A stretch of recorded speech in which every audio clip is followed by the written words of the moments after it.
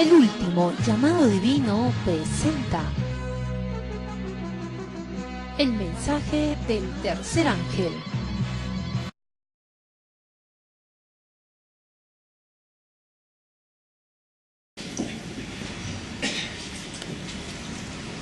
Una de las doctrinas cardinales del pueblo adventista del séptimo día es la doctrina de la santidad. Apocalipsis capítulo 14, versículo 12 es el texto que señala al pueblo de Dios. Apocalipsis 14, 12. Dice la Escritura: aquí está la paciencia de los santos, aquí están los que guardan los mandamientos de Dios y tienen la fe de Jesús. Este texto prácticamente es la base de la creencia adventista. ¿Por qué? Bueno, porque como adventistas sabemos que hemos nacido gracias a la proclamación del mensaje de los tres ángeles. Ahora, resulta que el mensaje del primer ángel de Apocalipsis 14, versículos 6 y 7, dice que el pueblo de Dios lleva el evangelio eterno al mundo entero, a toda nación, tribu y lengua. Y luego a ese mensaje que lleva este ángel en el evangelio eterno, declarando en el versículo 7, temed a Dios y dadle gloria, le sigue un mensaje que dice: ha caído Babilonia, salid de ella, pueblo mío. Y finalmente, un tercer mensaje que dice: si alguno adora a la bestia y a su imagen y recibe su marca. Gracias al mensaje del primer ángel nos convertimos en adventistas. La palabra adventista significa creyente del segundo advenimiento. Y es en el mensaje del primer ángel donde se anuncia la hora del juicio, donde se declara el por qué debemos creer en la segunda venida de Jesús. Cuando en 1844 se levanta la iglesia, juntamente con sus primeros pioneros, empezando desde Guillermo Miller hasta Elena de White, el mensaje que proclamaron fue las señales del fin y el cumplimiento de Daniel y el Apocalipsis. Bajo esa predicación se declaró la segunda venida de Cristo y la hora del juicio. Y por eso es que nosotros venimos a la existencia cuando esa predicación es dada y aceptada por los primeros que se unieron a esta congregación. Cuando estos deciden juntarse para predicar este evangelio, son odiados por sus pastores. Las diversas organizaciones religiosas protestantes expulsaron a estos creyentes de la segunda venida de Cristo porque dijeron que las profecías asustaban a la gente, que daban miedo y que eso no podía ser el amor de Dios. Así, estos primeros denunciaron a estas iglesias como iglesias caídas, pertenecientes a Babilonia por haber rechazado el primer ángel. Así es como se conforma el grupo adventista. Pero hasta ese tiempo éramos adventistas del primer día, porque todavía guardábamos el domingo. Hasta que venimos a estudiar el mensaje del tercer ángel, en el que se denuncia que el poder de Roma católica con el poder del protestantismo habían llegado a aceptar el cambio del sábado por el domingo. De manera que dentro del tercer ángel se denunciaba con la ira de Dios a estos poderes por haber hecho lo que Satanás hizo en el cielo, pisotear la ley de Dios. Al final, cuando estos tres mensajes se proclaman, se forma un pequeño grupo. Ese pequeño grupo es el del versículo 12 que dice que son los que guardan ¿qué? Los mandamientos de Dios y tienen la fe de Jesús. A eso se les conoció como los adventistas del séptimo día. Así es como venimos a la existencia, gracias a la proclamación de los tres ángeles. Así que entonces somos un pueblo que se caracteriza por predicar la santidad bajo condición, no mágicamente, sino bajo condición. Aquí está la paciencia de los santos, los que guardan los mandamientos de Dios. O sea, la condición es guardar ¿qué cosa? Los mandamientos de Dios. Si no guardamos los mandamientos de Dios, no estamos en santidad. Y por eso se nos dice que para guardar esos mandamientos de Dios, la fe de Jesús es la que hace posible que los podamos guardar. ¿Está claro? Así es como nosotros proclamamos el último mensaje de misericordia, diciéndole al mundo que este evangelio tiene que llegar a cada nación, tribu, lengua y pueblo para que la gente pueda alcanzar ese nivel. Nadie puede alcanzar la santidad porque lo desee, porque quiera o porque simplemente se sienta santo. No. La santidad se alcanza cuando el mensaje del evangelio de los tres ángeles llega a la mente y al corazón. A la mente intelectualmente, al corazón en la práctica de eso que se conoce. Así de simple y de sencillo, para que se cumplan las palabras de Cristo: mi carga es más fácil y ligera. Pero cuando en las iglesias no se enseñan los mandamientos de Dios y se habla de santidad, ya es una inconsecuencia. Libro de Números, capítulo 15. No se puede hablar de matemáticas cuando no se habla de números. Así que si alguien dice, no necesitamos aprender los números, a un lado con esos números, vamos a aprender matemáticas, entonces está hablando de inconsecuencia. Así también cuando se habla de santidad sin la ley, sin los mandamientos de Dios, es hablar de una inconsecuencia, porque la santidad no es un sentimiento, sino el resultado de la obediencia a los mandamientos de Dios. Números, capítulo 15, fíjense lo que se dice tanto en el Antiguo como en el Nuevo Testamento. Números, capítulo 15, versículo 38 al 40. Y Jehová habló a Moisés diciendo: habla a los hijos de Israel y diles que se hagan franjas en los bordes de sus vestidos por sus generaciones, y pongan en cada franja de los bordes un cordón de azul. Y os servirá de franja para que cuando lo veáis os acordéis de todos los mandamientos de Jehová, para ponerlos por obra, y no miréis en pos de vuestro corazón y de vuestros ojos, en pos de los cuales os prostituyáis, para que os acordéis y hagáis todos mis mandamientos y seáis santos a vuestro Dios. ¿Cuándo dice que vamos a ser santos para Dios? Cuando guardemos ¿qué? De manera que entonces el guardar los mandamientos es lo que hace santa a una persona. Libro de Romanos, capítulo 7, versículo 12. ¿Qué cosa dice el apóstol Pablo?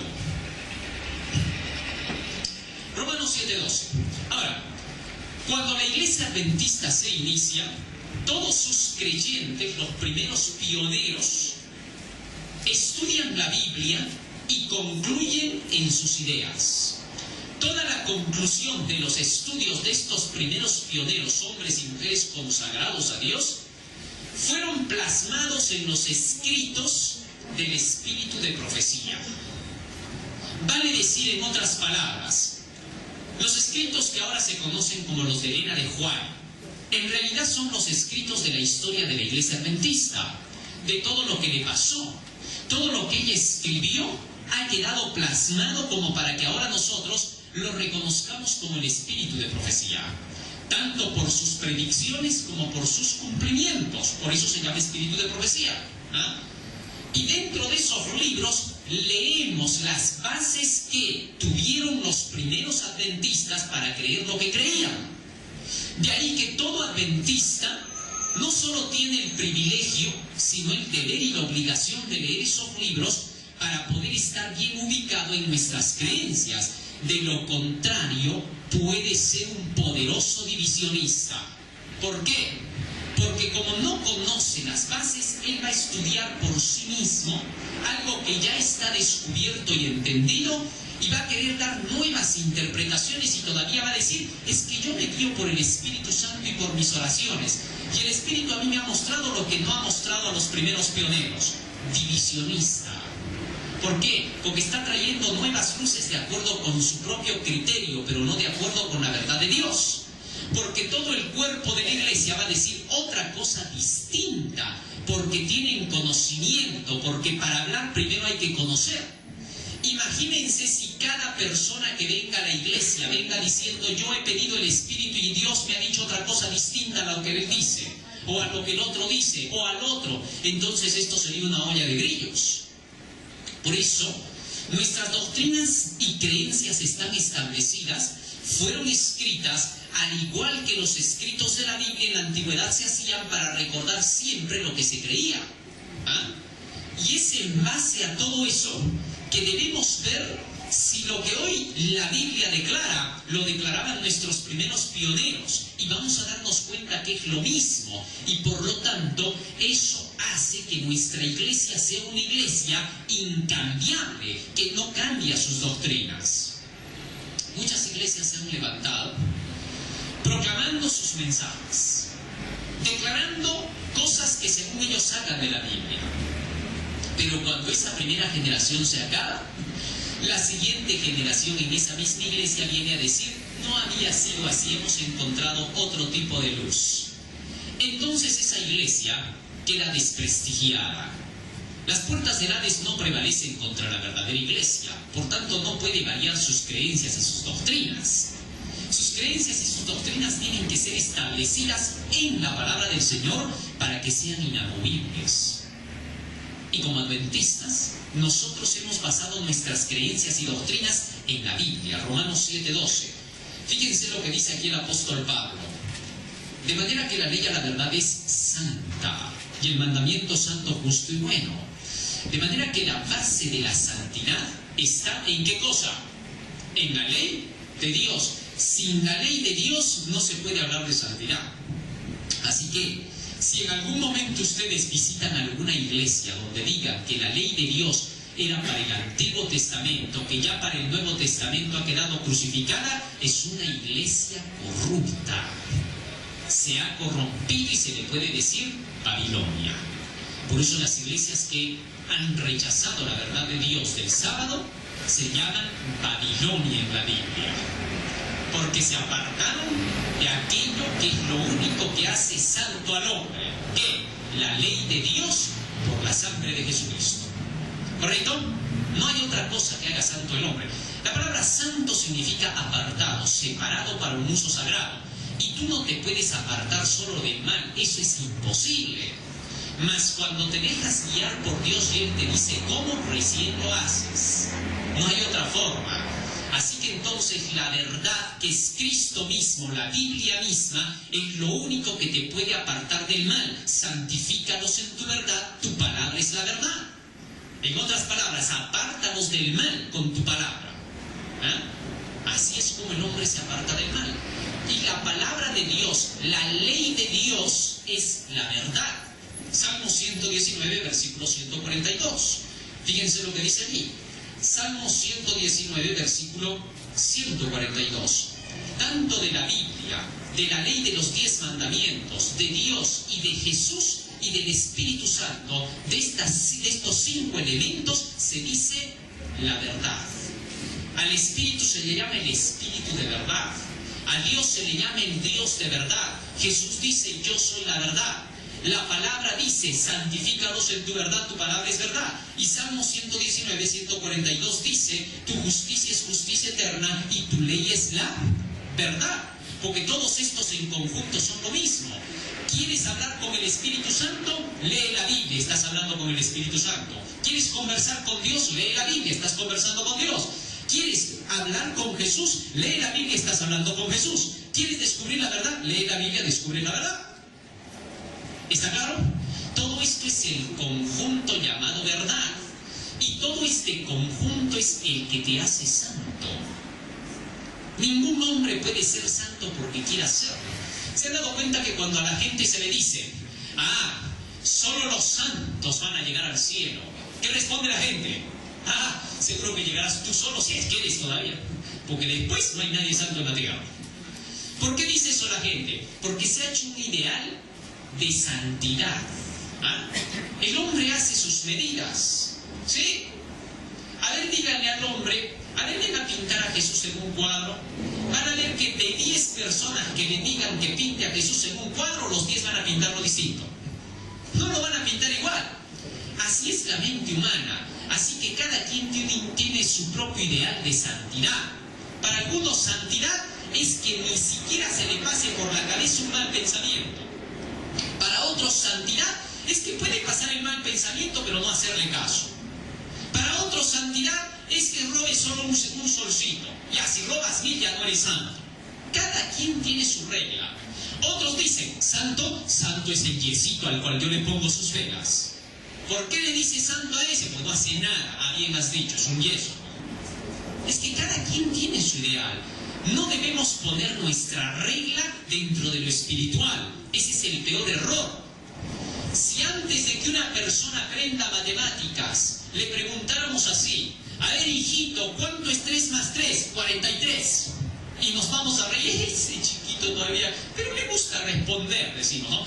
Pero es que ese es su criterio. Pregúntenle a otro niño, ¿cuánto es 3 más 3? 9. Y a otro más, ¿cuánto es 3 más 3? 24. ¿Por qué? Porque todavía no conocen. Así también sucede con la santidad. Cuando se habla de santidad, se lo tiene que hacer bajo el contexto de Dios. ¿A qué le llama él santidad? Por ejemplo, Abraham, tráeme tu hijo y me lo sacrificas en el monte. ¿Qué acto le llaman a eso ustedes? ¿Qué acto se llama eso? Homicidio, vas a matar a tu hijo. Pero Dios, ¿qué le llama? Santidad. ¿Cómo?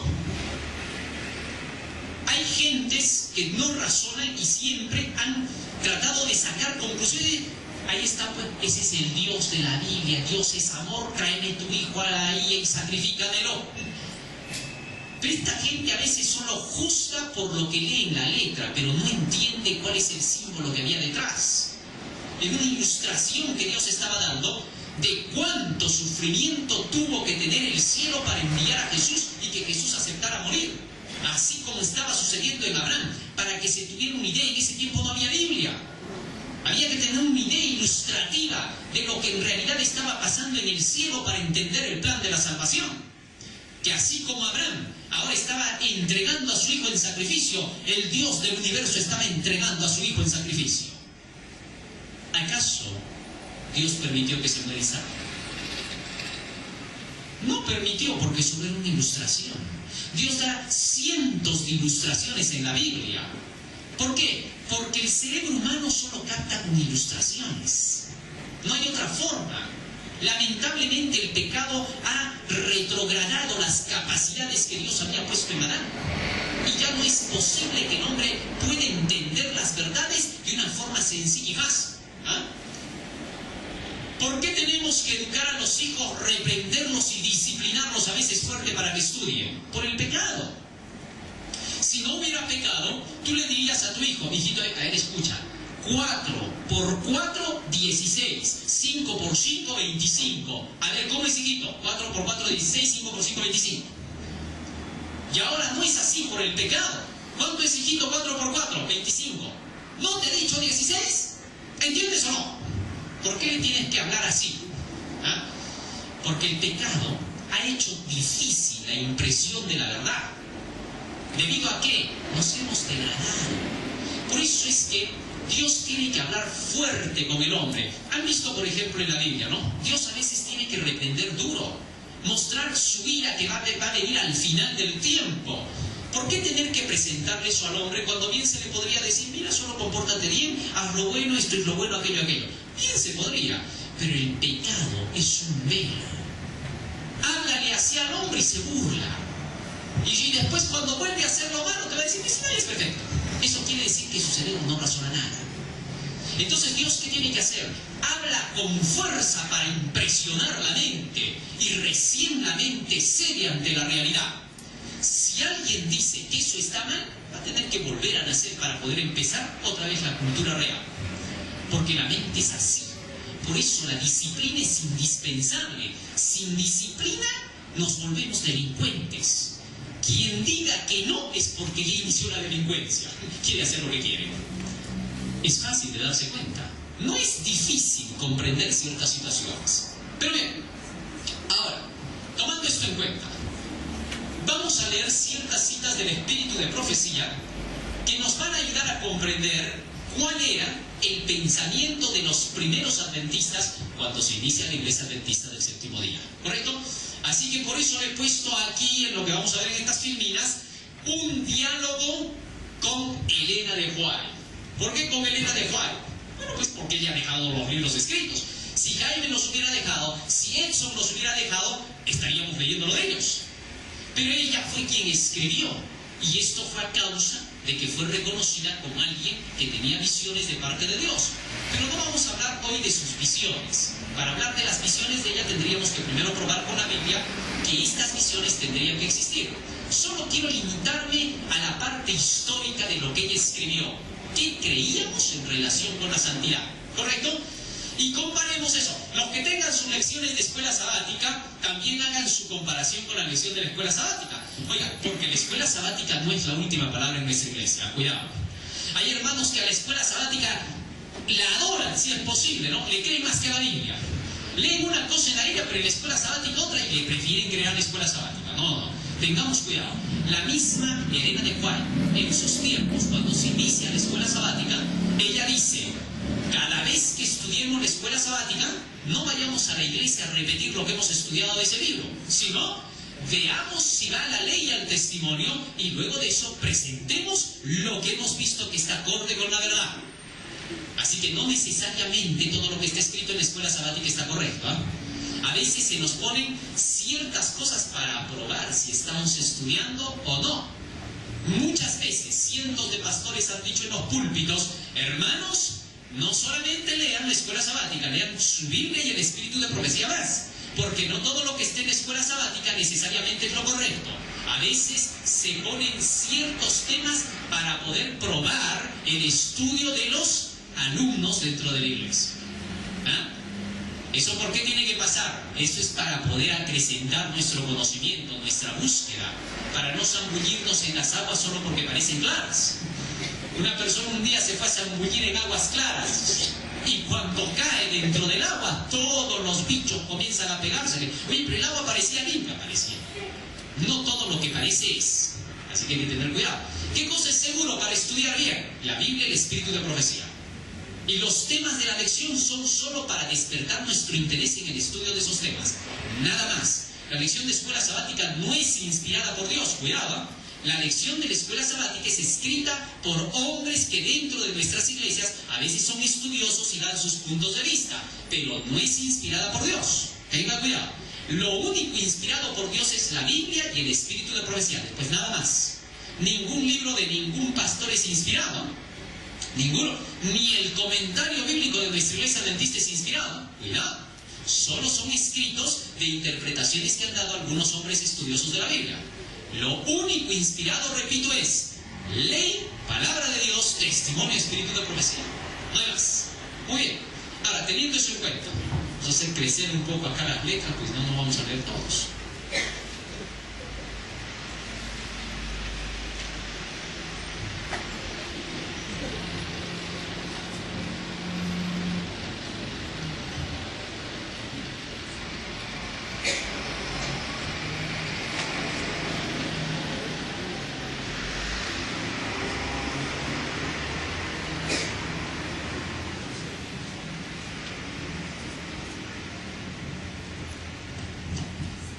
Muy bien, vamos a hacerle preguntas a Elena de White, según lo que se creía dentro de nuestra iglesia.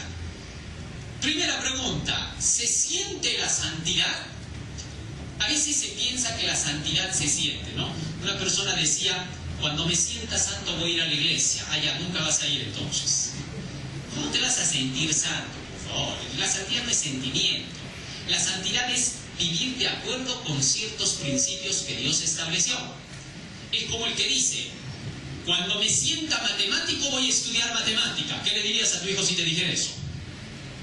Sacas la correa, vaya a estudiar matemática de una vez. Porque ¿cómo vas a esperar a sentirte matemático para estudiar matemática? Por favor, simple y llanamente tienes que entender que la matemática se estudia y punto. Dice, a muchos que están grandemente excitados, se les dice que están santificados, cuando los tales no tienen una idea inteligente de lo que significa el término, porque no conocen las Escrituras ni el poder de Dios. Se halagan a sí mismos creyendo que están en conformidad con la voluntad de Dios porque se sienten contentos. A eso le llaman santidad. Pero cuando son probados, cuando se presenta la palabra de Dios para cotejarla, para compararla con su experiencia, cierran sus oídos a la verdad diciendo, estoy santificado. Y eso pone fin al debate. No querrán escudriñar las Escrituras para saber qué es verdad y comprobar que se han engañado terriblemente a sí mismos. La santificación significa muchísimo más que un arranque de sentimiento. Así que entonces la santidad es sentimiento. No, señor, los sentimientos no tienen nada que ver en la religión. Nada, en absoluto, cero a la izquierda son los sentimientos.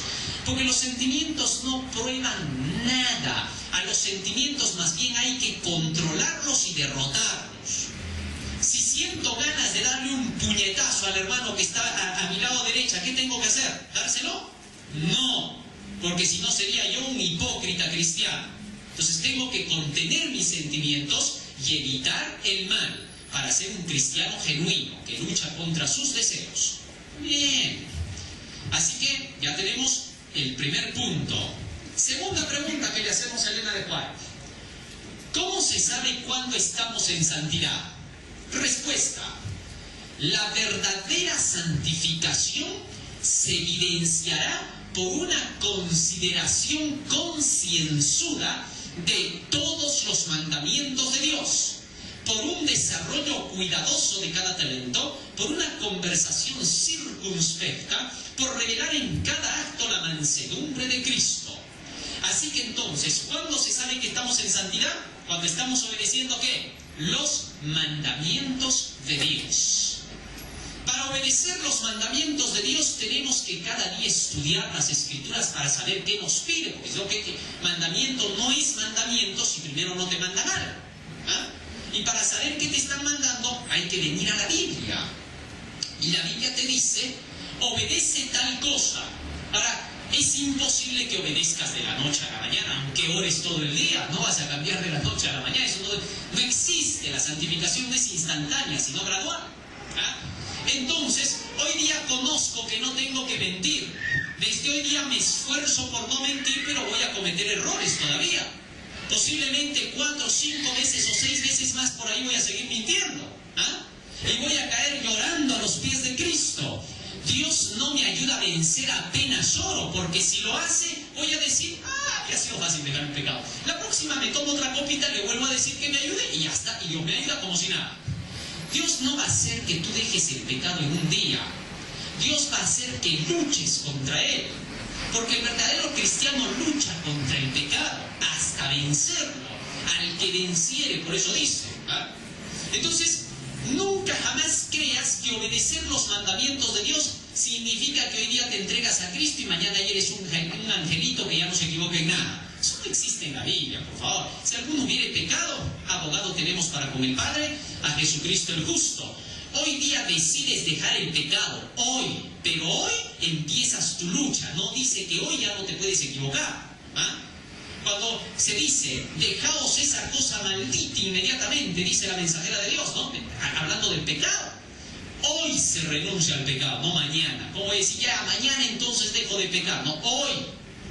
Y hoy te esfuerzas por cumplir. Y si no lo lograste, mi Dios pues os suplirá lo que os falta, dice el apóstol Pablo.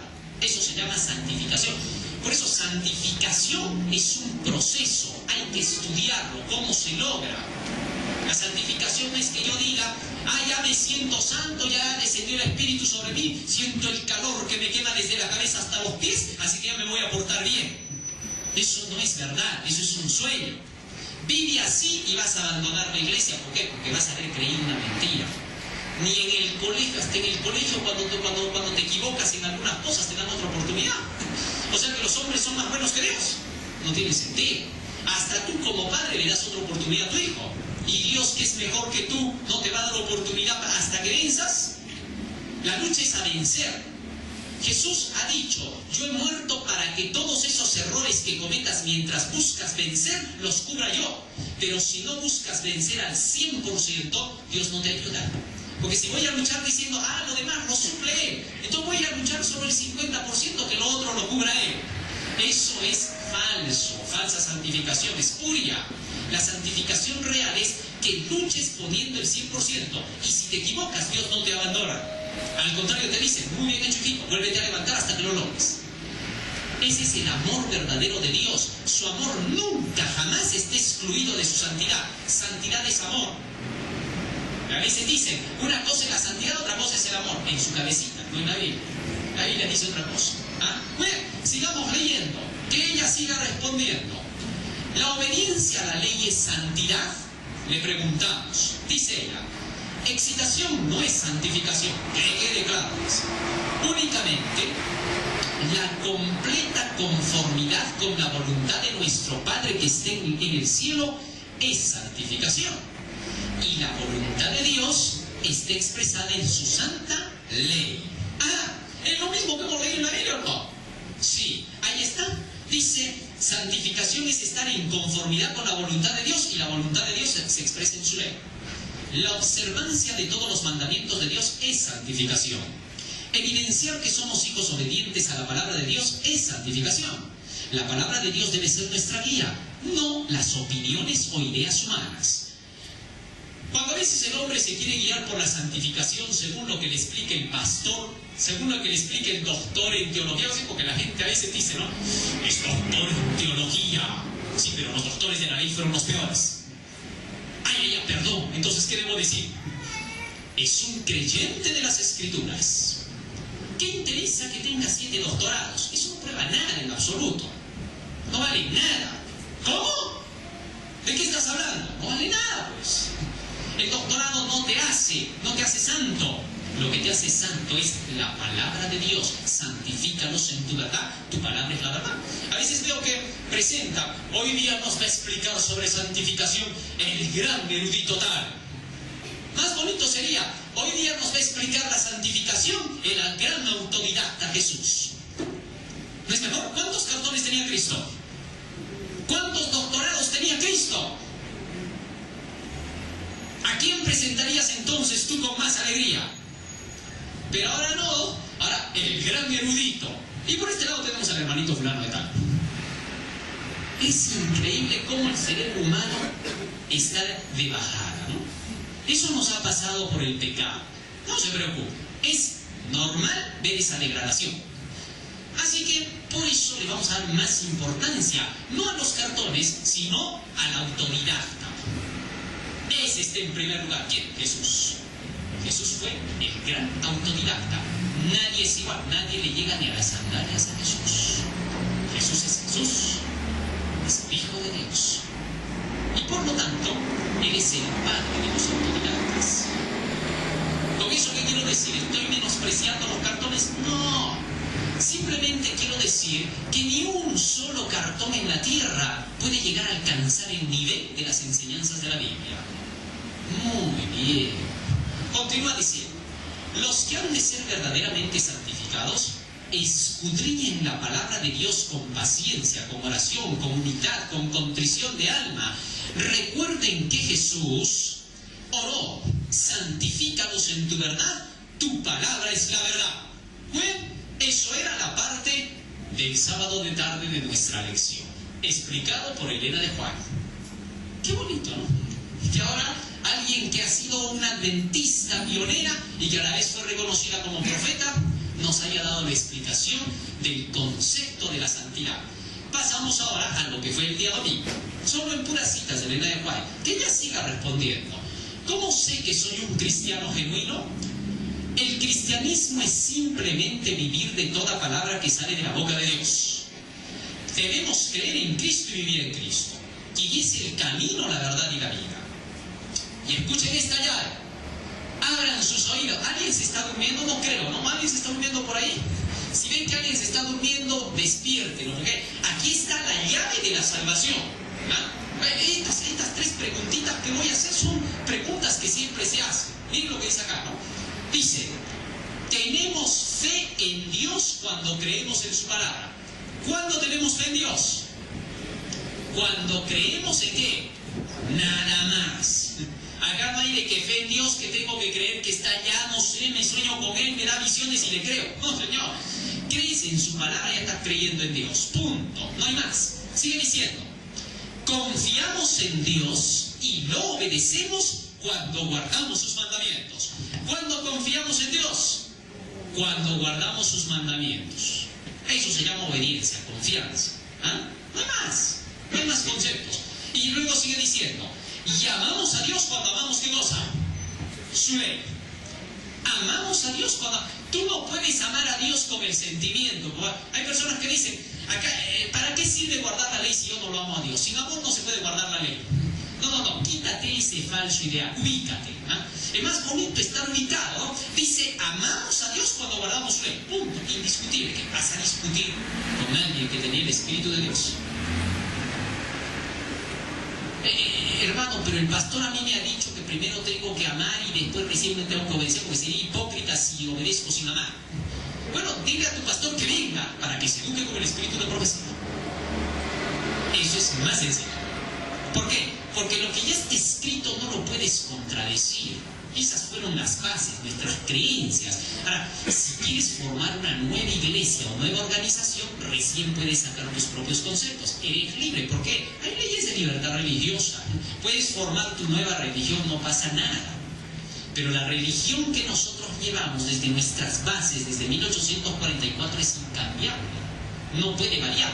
Porque si alguien viene a querer variar, así sea pastor. Un hermanito me decía, hermano, pero el pastor tal es de trayectoria, todos lo conocen en el mundo, es un gran pastor, se sabe que es consagrado. Él dice otra cosa. No me creas, me dijo. No le voy a creer. Bueno, entonces créele a él, pero no le creas a Dios.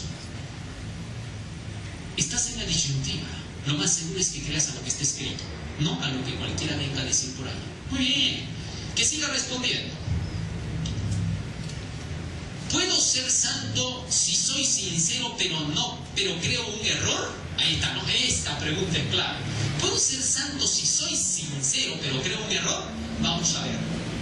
Creer una mentira no pondrá a ninguno de nosotros en el camino de ser santificado. Lástimamente, no. Así de certero, ¿no? Continúa diciendo. Si todos los ministros, escúchalo bien, ¿ah? Si todos los ministros, los dirigentes religiosos del mundo, nos dijeran que estamos a salvo, aunque desobedezcamos algún precepto de la sagrada norma de santidad, eso no disminuirá nuestras obligaciones, ni haría menor nuestra culpa si rechazamos un claro harás o no harás. No necesitamos pensar que porque nuestros padres obraron de un cierto modo y murieron felices, nosotros podemos seguir sus pasos y ser aceptados al rendir el mismo servicio y hacer las mismas obras que ellos realizaron. Así que no basta con ser sincero. Hay que creer la verdad, porque solo la verdad santifica. Santifícalos en tu verdad. Tu palabra es sencillo, ¿no? Qué bonito así ver con tanta sencillez las respuestas, ¿no? No hay necesidad de teorizar tanto, ¿no? ¿Qué más dice? ¿Cómo sé que soy cristiano genuino? Creo que ya lo vimos eso. Lunes. ¿Cómo trabaja el Espíritu Santo en nuestra vida? ¿Cómo trabaja el Espíritu Santo para transformarnos? Escuchen bien. El Consolador es llamado el Espíritu de verdad. Su obra consiste en definir y mantener la verdad. Primero mora en el corazón como el Espíritu de verdad y así llega a ser el Consolador. ¿Cómo dice que mora el Espíritu Santo primero en nosotros?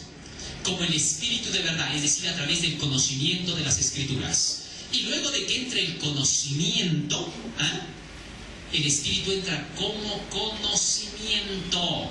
¿Cómo entra el Espíritu? Como conocimiento. Y después de entrar como conocimiento, recién actúa como consolador. ¿Ah? San Juan 6:63, léanlo. San Juan capítulo 6, verso 63. ¿Por qué primero entra como conocimiento? San Juan capítulo 6, versículo 63. Entender estas cosas es algo maravilloso, ¿no? Porque se nota que la verdad de Dios es sencillita. Era solo que agarraras tu Biblia, aprendieras cómo se vive y vivir. Pero los religiosos la hicieron difícil, ¿no? Cada quien decía una cosa a su antojo, cada quien da su interpretación a su manera. Pero no hay nada más maravilloso que seguir el Espíritu como está escrito. Así de sencillo. Si todos en la tierra llegaran a comprender la obligación que tenemos como individuos para leer la Biblia, el mundo sería otro. Lo peor que se puede hacer es quitar el manual con el cual tengo que operar el nuevo aparato que me he comprado. Mi nuevo televisor tiene su manual, tengo que operarlo de acuerdo con eso. Botar el manual y traer por ahí algún libro de cuentos, la Caperucita Roja, para poder dirigir mi televisor. Eso es lo que nos han hecho, ¿no? Al hombre le han hecho creer que se tiene que dirigir él por él mismo.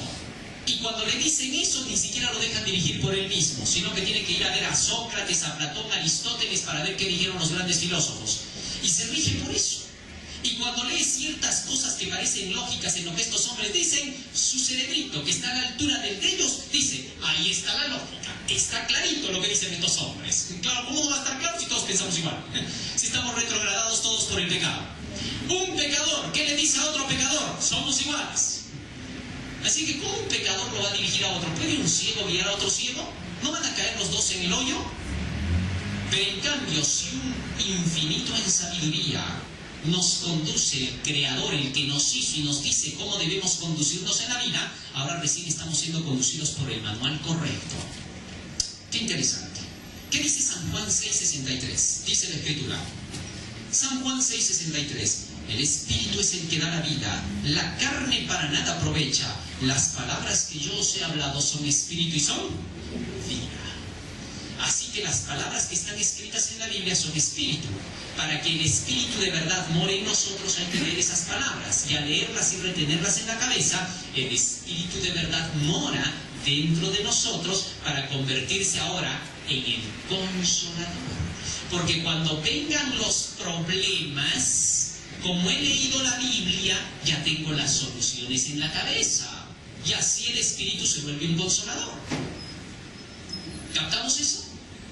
Una persona solo puede estar tranquila y consolada cuando sabía que algo tenía que pasar así, pero la solución está asá. ¿Es así o no? ¿Cuántas veces he puesto esa ilustración?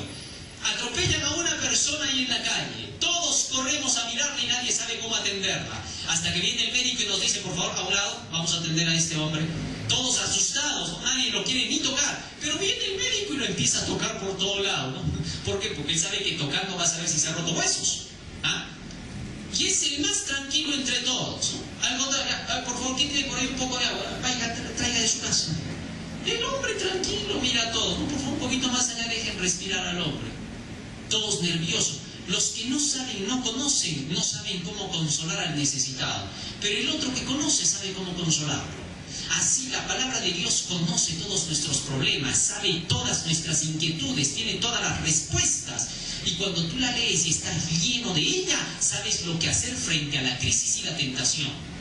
Sabes cómo enfrentar. Porque sabes cómo enfrentar, por eso quedas consolado por las enseñanzas de la Biblia. Bueno, qué interesante es todo esto.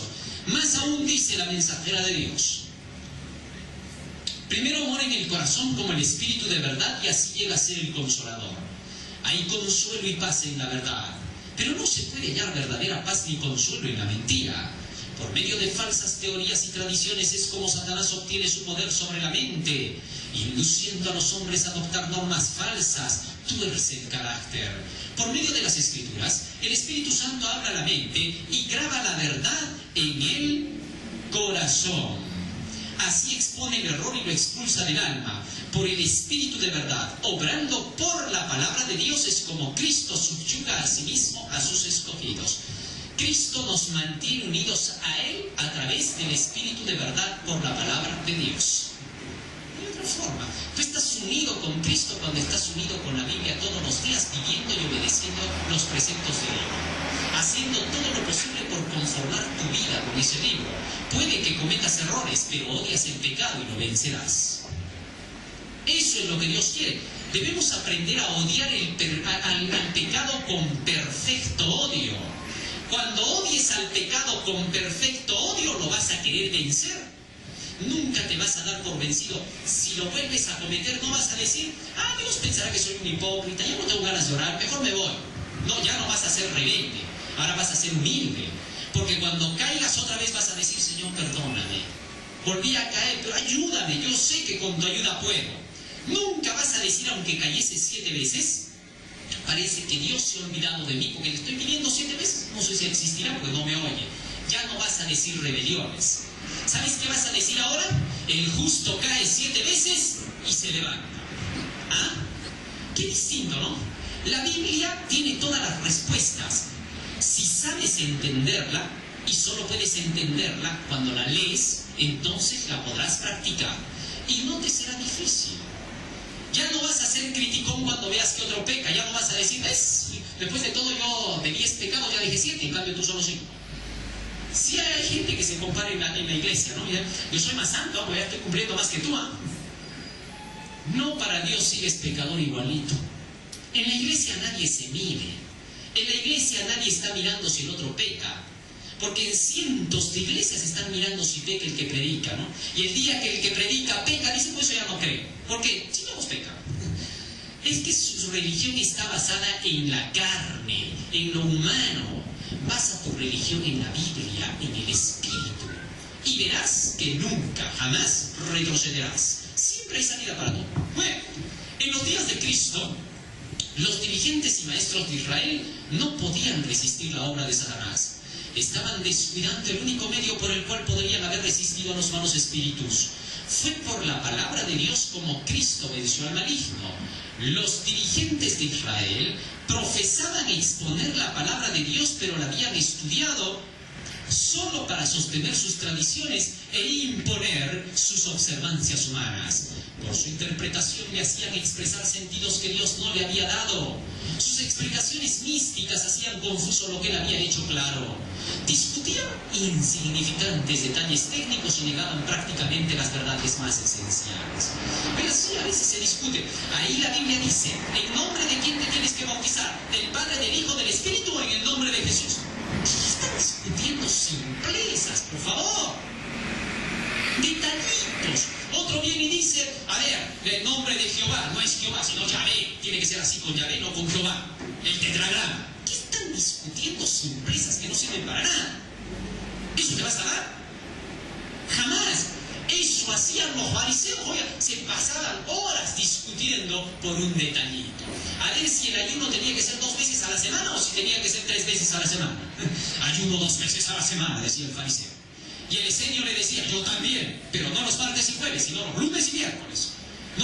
No puede ser lunes y miércoles, porque está cerca del sábado. Tienes que ayunar de martes a jueves. No. ¿Por qué? Porque jueves también está cerca del sábado. Por fin.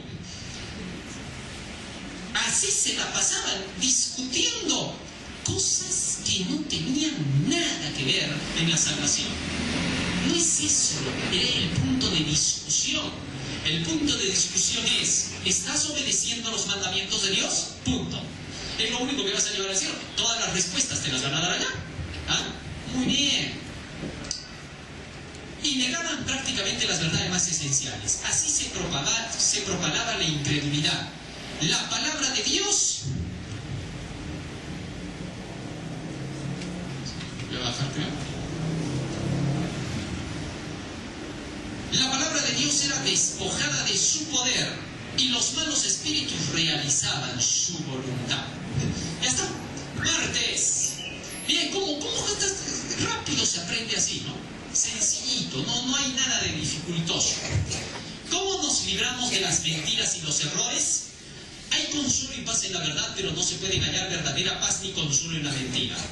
Por medio de las falsas teorías y tradiciones es como Satanás obtiene su poder sobre la mente, induciendo a los hombres a adoptar normas falsas, tuerce el carácter. Por medio de las Escrituras, el Espíritu Santo habla a la mente y graba la verdad en el corazón. Así expone el error y lo expulsa del alma.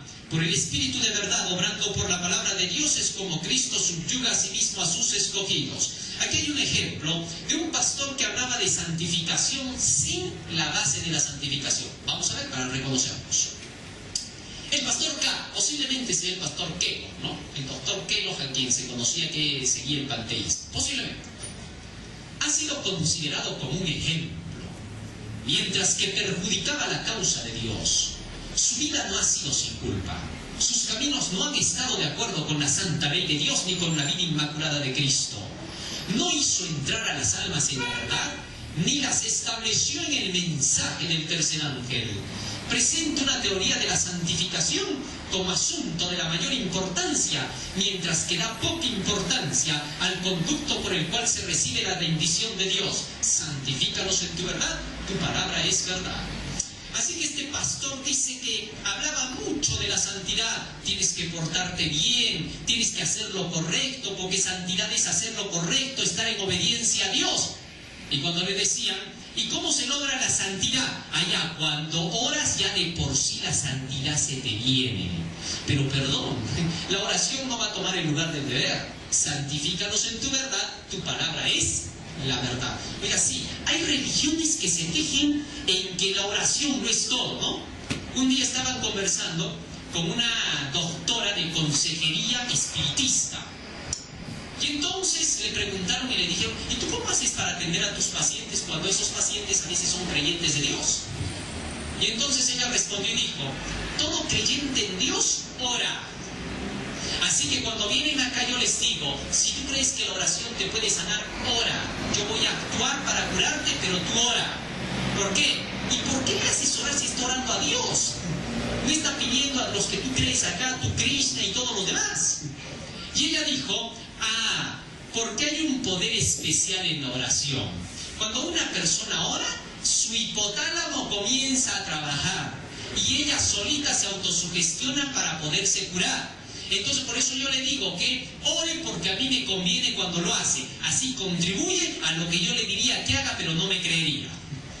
Oiga, sí, lo que pasa es que muchos han considerado a la oración no como la Biblia le enseña, sino como un amuleto y un talismán. Oiga, sí, eso es lo que pasa. Piensan que la oración es magia, piensan que es brujería la oración. Pero la Biblia dice que de nada te sirve orar cuando tú ni siquiera quieres estudiar la ley. Libro de Proverbios, vean lo que dice allí.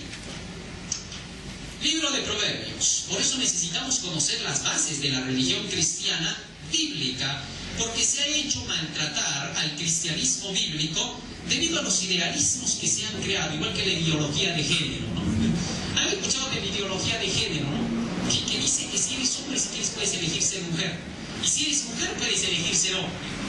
A un niño en una clase le dijeron así, hijito, ¿qué quieres ser? Hombre. Y a otro le dijeron, ¿y tú qué quieres ser? Mujer. Y al otro le dijeron, ¿y tú qué quieres ser? El capitán de todos ellos. Así que yo mando acá. Imagínense si a todos les preguntáramos qué sienten que quieren ser. ¿Qué sería esto? El otro va a decir, yo quiero ser violador. El otro, yo delincuente. Yo ladrón. Hay que dejarlos a todos. ¿Por qué? Porque su identidad fue de género. Déjenlos. ¿Cómo vamos a llegar a esas conclusiones, ¿no? Eso pasa cuando no nos regimos por conocimientos, sino por idealismos. Así que para poder salir de los idealismos, mejor seguimos lo que está escrito. No seas sabio en tu propia opinión. Teme a Jehová y aléjate del mal. Así decía el sabio Salomón. Proverbios capítulo 28, versículo 9. Fíjense lo que dice allí. El que aparta su oído, el que no quiere escuchar, el que aparta su oído para no oír la ley, su oración también es una abominación. ¿Qué les parece? O sea que la oración después de todo no había cubierto lo que tú creías. La oración no va a hacer nada por ti a menos que la hagas unido a la ley de Dios, con el propósito de querer obedecer a Dios. Todo lo que pidierais al Padre en mi nombre yo lo haré, y todo lo que pidamos de acuerdo a su voluntad Él nos oye. ¿Está claro? No se puede pedir a Dios cualquier cosa. Hay que primero leer la Biblia para saber qué pedir. Hay que aprender primero. Aprended de mí, que soy manso y humilde de corazón, dijo el Salvador. Tantas cosas que tenemos que aprender. Bueno, ¿qué más? Ya está claro esto. Para el día miércoles, ¿cuál es la condición para salvarse? Bueno, acá hay un gran detalle. Voy a leer esta cita y más tarde vamos a continuar con la segunda parte. ¿Ah? Más tarde vamos a hablar acerca de qué creían los primeros adventistas, que creían en relación con la salvación. Sí, porque hay religiones y religiones, ¿no? Unos dicen, ya estamos salvos por gracia. Ni siquiera saben lo que es la gracia y ya dicen, ya estamos salvos por gracia. Otros dicen, primero hay que ser salvo para después obedecer la ley. Nadie puede estar salvo si no obedece la ley. Ningún transgresor de la ley está salvo, porque está en pecado. Así que ¿cómo vas a estar salvo primero para luego obedecer la ley? Incongruencias dentro de la creencia espiritualista. Vamos a mostrar con la palabra del Señor, con toda la humildad de Jesús, porque la humildad de Jesús es todo lo que está escrito, y nada más. Con toda la humildad de Jesús vamos a mostrar qué cosa es estar salvado, de acuerdo con las enseñanzas de las Escrituras. ¿Correcto? Muy bien. Me preguntamos en Elena de Juárez, ¿cómo es que el hombre puede llegar a ser salvo? Vamos a ver qué dice. Cristo no disminuye las exigencias de la ley. En un lenguaje inconfundible presenta la obediencia a ella como la condición de la vida eterna. ¿Cómo dice que se obtiene la vida eterna? ¿Cómo se salva el hombre? ¿Por la obediencia a qué? ¡Pum! Eso es indiscutible. Así le llaman legalismo, moralismo y todos los ismos. Nada de esos satanismos van a valer. ¿Por qué? Porque así enseña la Biblia. Cuando a Jesús le preguntó el joven rico, ¿qué tengo que hacer para obtener la vida eterna? Los mandamientos se les guardaron. Indiscutible. ¿Ah? Vamos a hablar de eso más tarde. Como la condición de la vida eterna, la misma condición que se requería de Adán antes de su caída. El requisito que se ha de llenar bajo el pacto de la gracia es tan amplio como el que se exigía en el Edén. La armonía con la ley de Dios, que es santa, justa y buena. ¿Qué cosa necesitamos para la salvación? Armonía perfecta con la ley de Dios. Eso es todo. ¿Se llama qué? Salvación. Muy bien, hasta aquí. ¿Nos ha quedado claro todo lo que hemos estudiado? Gloria al Señor. Pues todo eso es precisamente lo que es verdad hasta hoy. Como adventistas del séptimo día, creemos en esta doctrina como siempre la hemos creído. Así que si bien alguien en nuestro medio, por más consagradito que parezca, aunque ore todo el día y no duerma nada, y nos dice otra cosa de lo que dice acá, es anatema. No le creemos nada. El apóstol Pablo nos enseñó así. Lean, libro de Gálatas, para culminar con nuestro tema de esta mañana. Libro de Gálatas. Y vamos a aprender cómo se obtiene el conocimiento real. Versículos 6 al 8 decía el apóstol: estoy maravillado de que tan pronto os hayáis alejado del que os llamó por la gracia de Cristo para seguir un evangelio diferente. No que hay otro, sino que hay algunos que os perturban y quieren pervertir el evangelio de Cristo. Pero si aún nosotros, un ángel del cielo, miren lo que dice, si aún nosotros, dice Juan, si aún yo mismo, dice Juan, si por ahí encuentran otros escritos míos hacia el final de mi vida, porque andan sacando escritos de escritos, ¿no? Últimamente estuve viendo ahí en YouTube, mientras buscaba algunas noticias, que decía el último evangelio del apóstol Bernabé, el que acompañaba a Pablo, ¿no? Oye, y cuando empecé a leerlo me parecía cuando estaba en el colegio y leíamos esas revistitas de historietas de chistes, igualito, idéntico, ¿no? Y dice que es el evangelio último de Bernabé, donde Bernabé desmiente todo lo que había dicho ahí cuando predicaba con Pablo, ¿no? Y nos quieren hacer creer. Pero bien se adelantó la inspiración y dijo: si nosotros o un ángel del cielo os anuncie otro evangelio distinto del que os hemos anunciado, ¿sea qué? ¿Qué significa anatema? ¿Ah? ¿Qué significa anatema? Maldito. Sea maldito, está diciendo, ¿no? Versículo 9. Como antes lo hemos dicho, ahora lo repetimos. Si alguno os predica distinto evangelio del que os habéis recibido, que sea anatema. Así que entonces, ningún dirigente, pastor, erudito, doctor en teología, etcétera, etcétera, etcétera, etcétera, puede venir y decirnos, ya cambió la doctrina. No cambió. Yo soy el mismo, ayer, hoy y siempre y por los siglos, dice el Señor.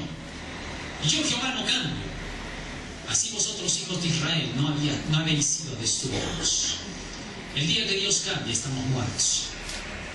Han visto con esa ley de género, ¿no? Como han cambiado. Dice, no, género ya no significa masculino y femenino. Ahora también género significa que la persona puede buscar su identidad. Ya le hemos dado un nuevo concepto, han dicho, ¿no? ¿Y cuánto le han dado? Me han preguntado. En el 2010 hemos empezado. Qué horror, ¿no? Si Dios cambiara así también sus leyes, ¿qué sería? Ya no es el concepto de no matarás como ustedes creían. Ahora ya pueden matarse. ¿Cuántos quedaríamos en la tierra si Dios cambia? Ya no queda ni uno. Todos nos matamos. ¿Ah? Si Dios cambiara, no queda vivo ni uno en la tierra. Así vosotros, hijos de Israel, habéis sido consumidos, dice el Señor. ¿Está claro? Que Dios nos ayude y nos bendiga en esta mañana es mi deseo y oración. Muy bien. El último llamado divino presentó el mensaje del tercer ángel.